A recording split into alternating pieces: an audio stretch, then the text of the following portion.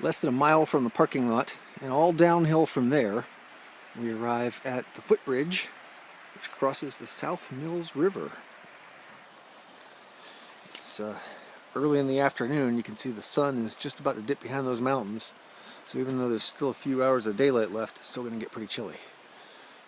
This trail, I forget the name of, but it goes downriver a little bit, and you can cross it in the summertime. A little too cold to do that now. Let's go out on the bridge. See what we've got. Now this is really wobbly too. As soon as you walk out on this thing, it starts bouncing. You can probably see it in the video there. But we really have nothing to be worried about because it's held together by only the best duct tape available. There's the South Mills River. Once we cross, we're going to go up and over that and then camp by it again a little bit upstream.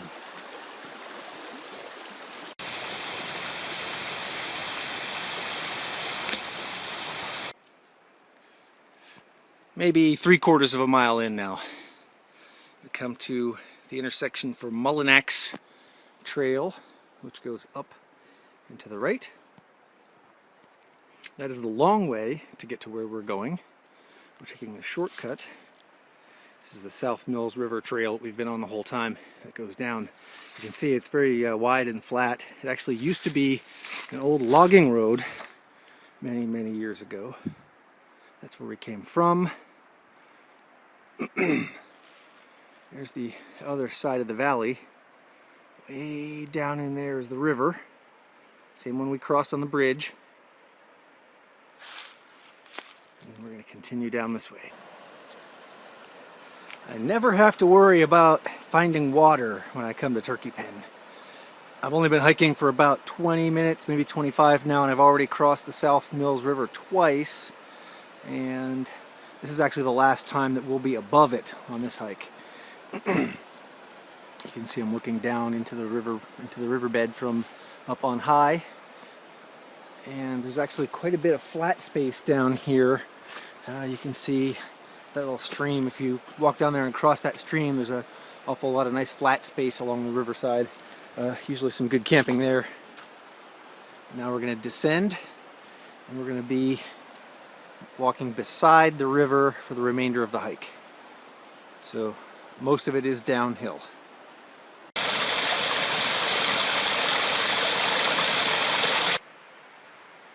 After 45 minutes of walking, so I'd say maybe about 2 miles, come down from there, turned and walked along inside these trees, this nice big wide open area, got plenty of cover. Nice big flat spots for a tent, ready-made fire ring, and over here we have access to water. If I stop talking, you can hear the river.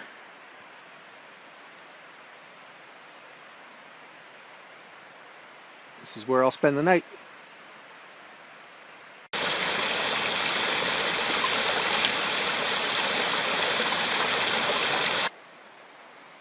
I've probably got about an hour of sunlight left, and I'm here at my campsite.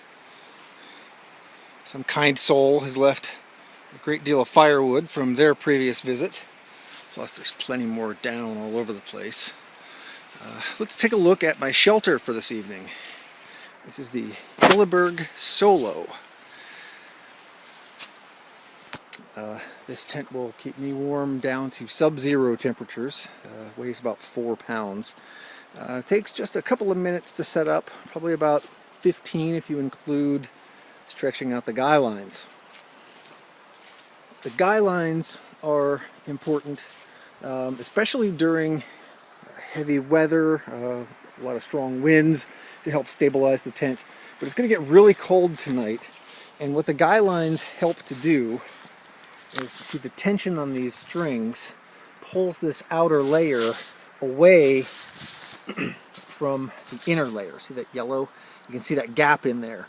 And it's actually that volume of air that gets sealed in between those two layers that provides an extra degree of insulation. Actually, I guess I should say probably 5 to 10 degrees of warmth. I've had this thing out when it was 17 degrees at night, and it was 54 degrees on the inside of the tent where I was. One more feature that I think is kind of nice, you've got this little vent up here at the top. I should remember to leave this partially open through the night and then put this little rain flap down over it. That allows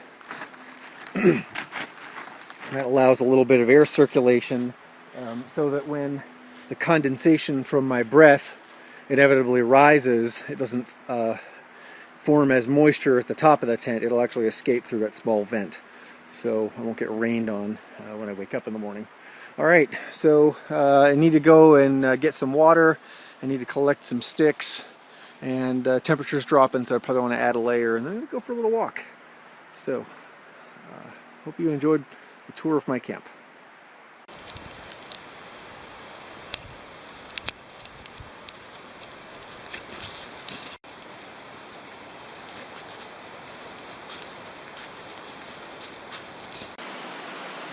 Well, this is very nice. I just came from my campsite, which is just behind, just through that little path there. And here's our water source. This is the South Mills River. You can see how clear that is. And I was quite surprised to see that there is an additional campsite back here. Okay, and this is all there is to it. It's really small, just enough room for one tent, right at a bend in the river.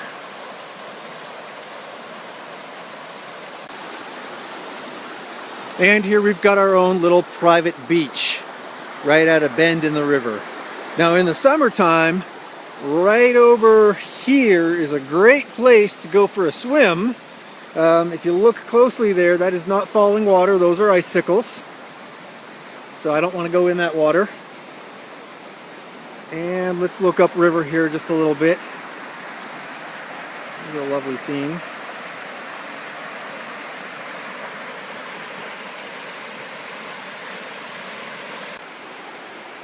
And a 15-minute walk down the trail from the campsite. We come to another nice little bend in the river. It's a rock that you can go out and stand on.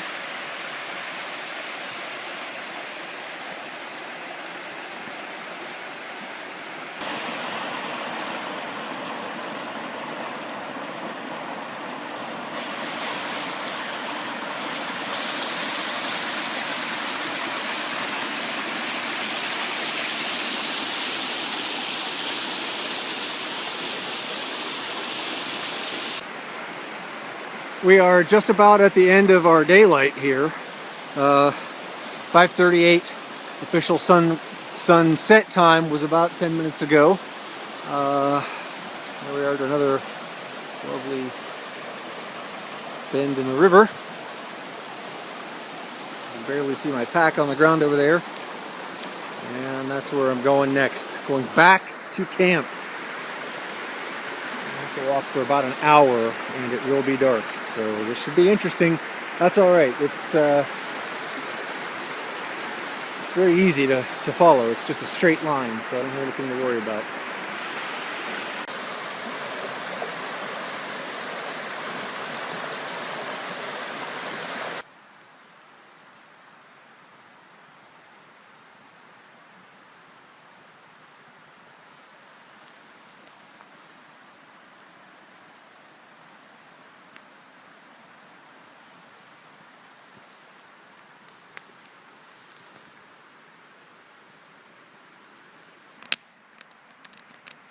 It is 8:30 p.m.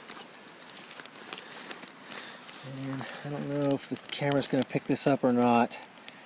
It's not focusing on here, but anyway, it says that the temperature is just above 30. This has also been on the ground and under my pack for a while, next to my fire. Now check this out. When I first got here, there was a fire ring that was probably about, I'm looking at what's left of it, about 7 feet in diameter. So what I did was I rearranged the rocks. I don't know if you can see this or not, but I'll get a better shot of this in the morning. But I built myself a very narrow chimney out of rocks. And what I'm doing is I'm sitting in my chair here. Got a little flat rock to put my feet on. And this thing is baking those rocks. So all of that heat, a lot of it's going up and being wasted in the atmosphere. It's rising and we're losing it, but a lot of it's being absorbed by this big stack of rocks that I built here. And that's like couldn't quite fry an egg on it yet, but that's pretty toasty. So even after that fire goes down, I'm going to be nice and warm for a while. So what you can't see, unfortunately, is that the way I've got my chair oriented here, when I look up above the fire, you can't see it. There's Orion, there's Jupiter. I've just got an amazing, amazing sight here. What a great arrangement. Anyway, wish you were here.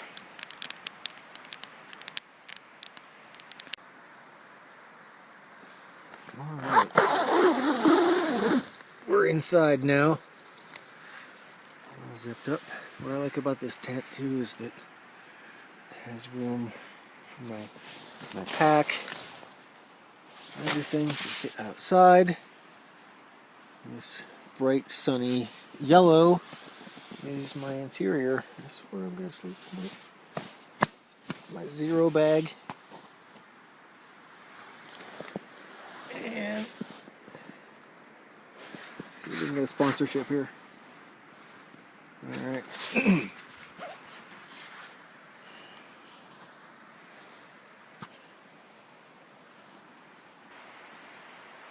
Here's a better look at my chimney in the daylight.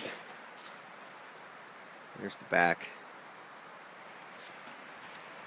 You can see how it's almost like a cave. It goes back in there. And then that flat shelf right there was heating up so much last night you really could have fried an egg on it. It was pretty incredible. So I hope this is still here next time I come.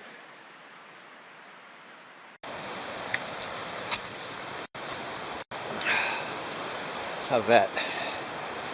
Well, today is day 3 of what started out as an overnight excursion to Turkey Pen. Partially inspired by reading Hiking Through that Becky gave me, and just by how much fun I had on the first night, I decided to take advantage of a little bit of time off and just stay out here for a couple of days. So on the morning of day 2, I went out to REI to resupply and call home, make sure Katie knew I was going to be, that I wasn't eaten by a bear, that I hadn't gotten lost. So anyway, this is the morning of day 3. Got a little bit of a late start this morning because 2 reasons. I was up for a couple hours last night listening to the rain on the tent. I was perfectly warm and cozy and comfortable. It was just, it was very soothing and nice to listen to, but nevertheless I was still awake for about 2 hours. And then also, I'm camped in a valley, so the sun doesn't come up over the mountains until it's already actually been up for about an hour or so. So I got up about 9 o'clock, had some coffee, some granola. It was really nice. A little bit of a drizzle still, about 40 degrees. And now I've hiked about 15 minutes from the camp. And this is the spot that I stood out on that rock on an earlier shot. This is also the intersection of South Mills River Trail and a side trail called Pounding Mill, which goes up to a place called Pounding Mill Mountain. I'm going to break out the map.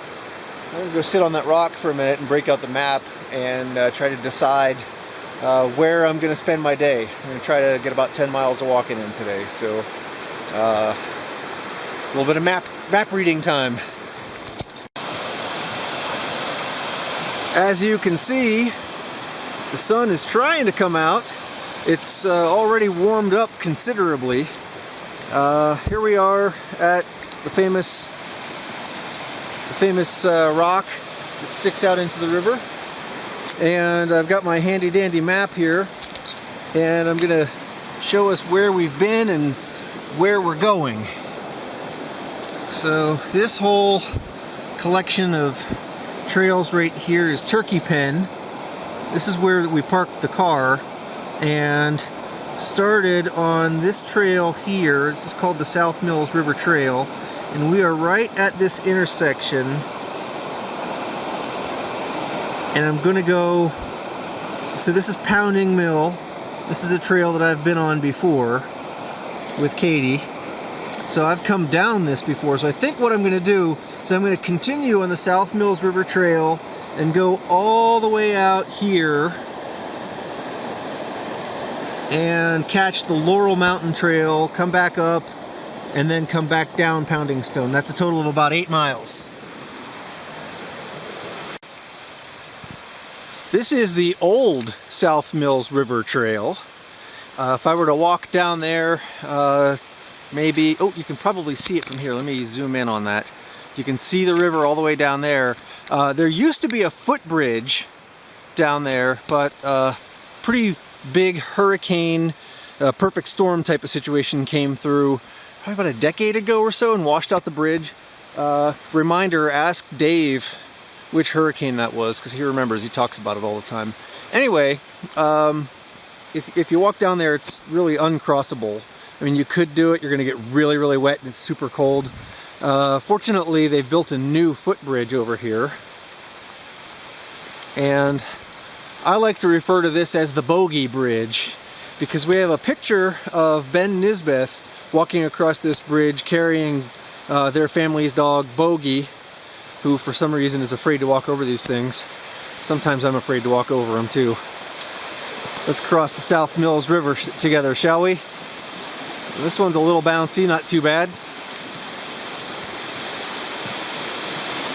Whoa! I always like to stop in the middle.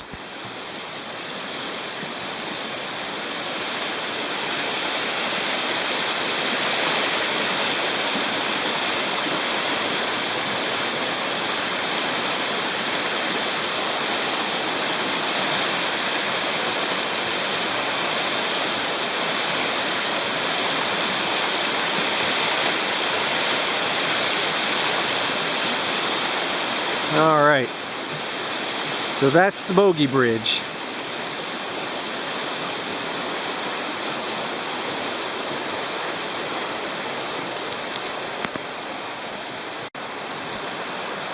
I just took a look at myself and realized that I look terrible.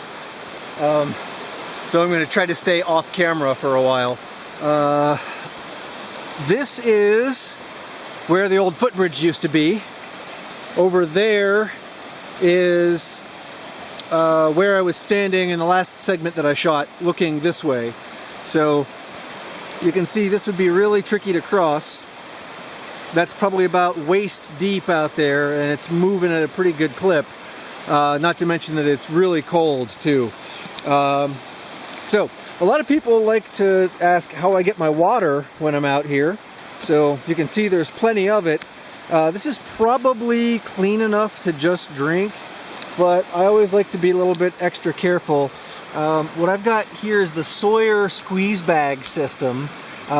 This little piece right here contains a filter that removes just about any nasty thing you could think of. Giardia, Cryptosporidia, I don't know, a bunch of things I can't pronounce and that could kill me. It comes with this lightweight foil bag. This holds 64 ounces of water. And what I'll do is I'll just fill this up, I'll screw that onto the end, and then just squeeze it out. And what comes out the tube there is actually perfectly drinkable water.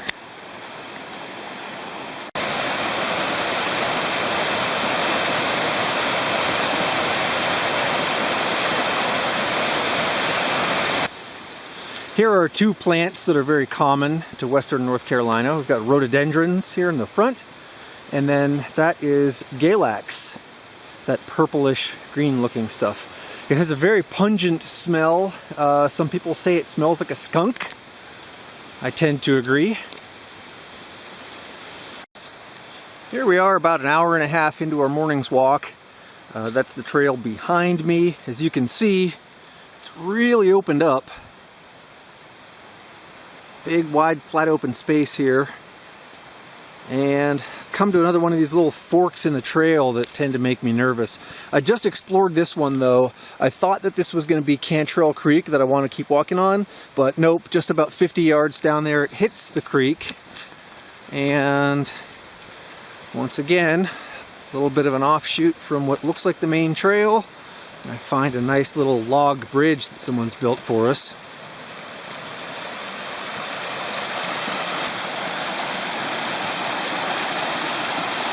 That's the trail over there.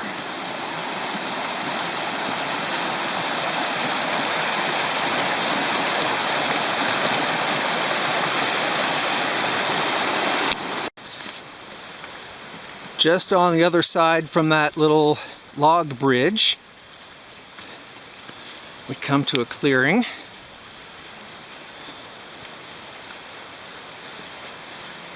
Which houses the former location of the Cradle of Forestry. Let's see what this sign says.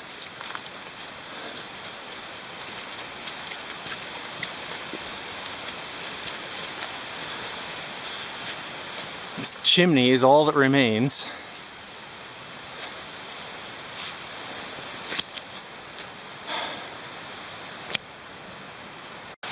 It is now time to say goodbye to the South Mills River Trail. We are now following the red blaze of the Cantrell Creek Trail. Over there is the creek. That's what we crossed on that little wooden bridge a few minutes ago. And this is going to lead me back to Squirrel Gap in about a mile. This is officially uncharted territory for me. Well, it was bound to happen sooner or later. There's the trail. You may notice that I am barefoot because that's where I'm going. Good news is that's not even knee deep. So it's just going to barely cover my shins. It's going to be cold, going to have to move quick. And here we are, safely on the other side. That took about 30 seconds, and now my feet are really cold. Starting to gain a little bit of elevation here. Down there's the creek that we just crossed, Cantrell Creek. Still on the trail by the same name. And it continues up.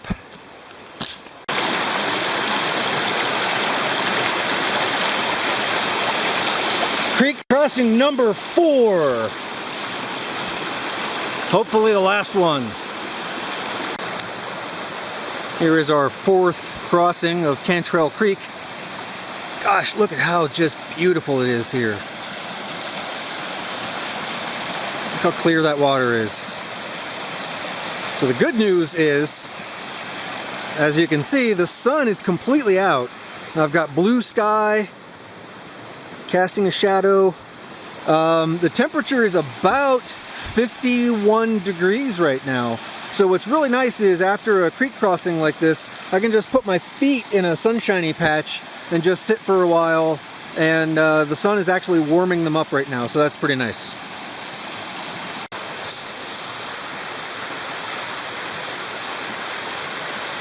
The bad news is, I left my pack towel back at the tent. Well, that's okay. I've been using my pants and my socks to dry my feet off.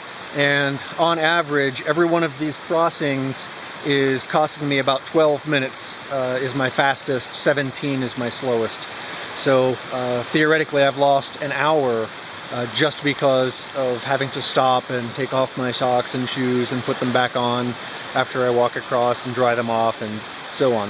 So I'd really hoped to be a lot further along by now, but that's fine. It's still early in the day. We've got plenty of sunshine. The sky is blue. It's beautiful out, and I'm in the mood to keep walking. Crossing number 5. No time lost though. I rock hopped it.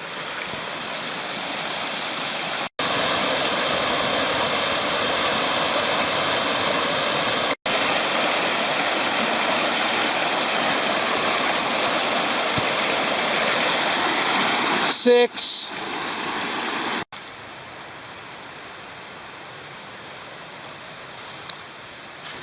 You can hear Cantrell Creek off to the right.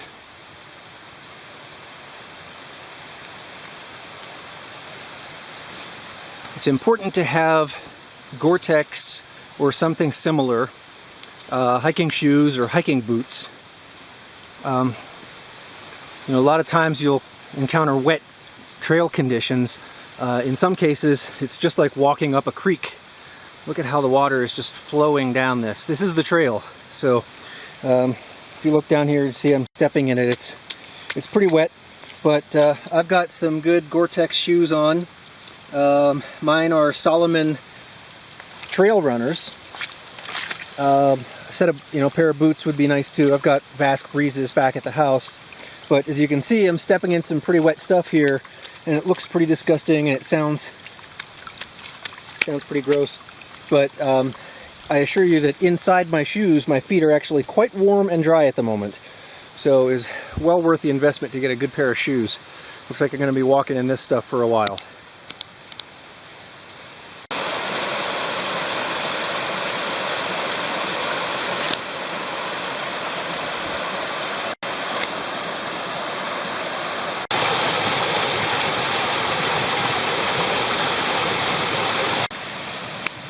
That was number 7, mostly rock hopped, 1 wet foot.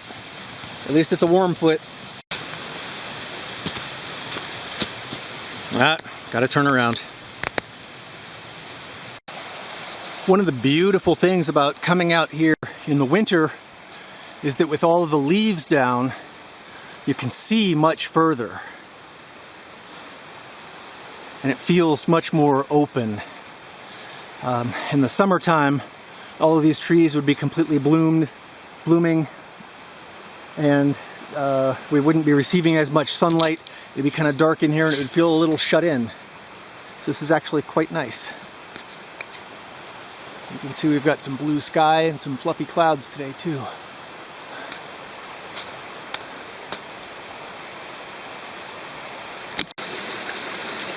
And this is our 8th crossing of Cantrell Creek. As we're getting higher in elevation and further back into the draw here, running out of source. Or actually, we're approaching the source. So it's getting smaller and smaller, and pretty soon it's going to be gone. I practically just stepped over it with 1 step at this point. Then we're going to make a right turn and start heading back south and going up and over that on the way back, I believe. We'll see. We'll see what it looks like from up there. This will be crossing number 10.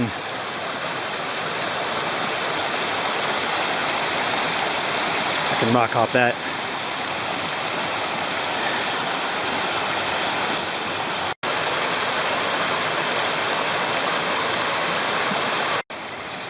Well, this is as far back deep into Turkey Pen as I've ever gone.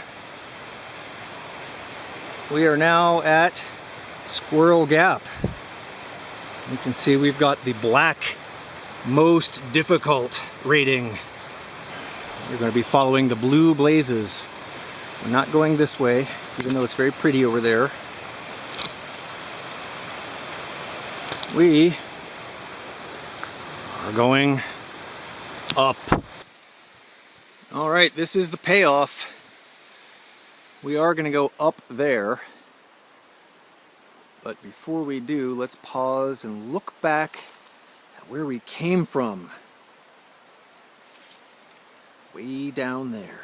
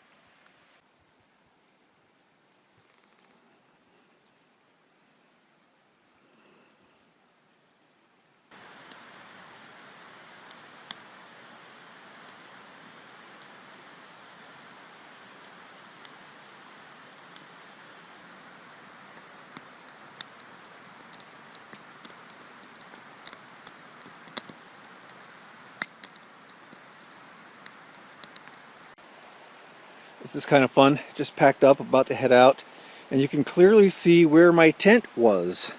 It's the only dry spot in the whole area. Boy, was it nice and cozy in there last night.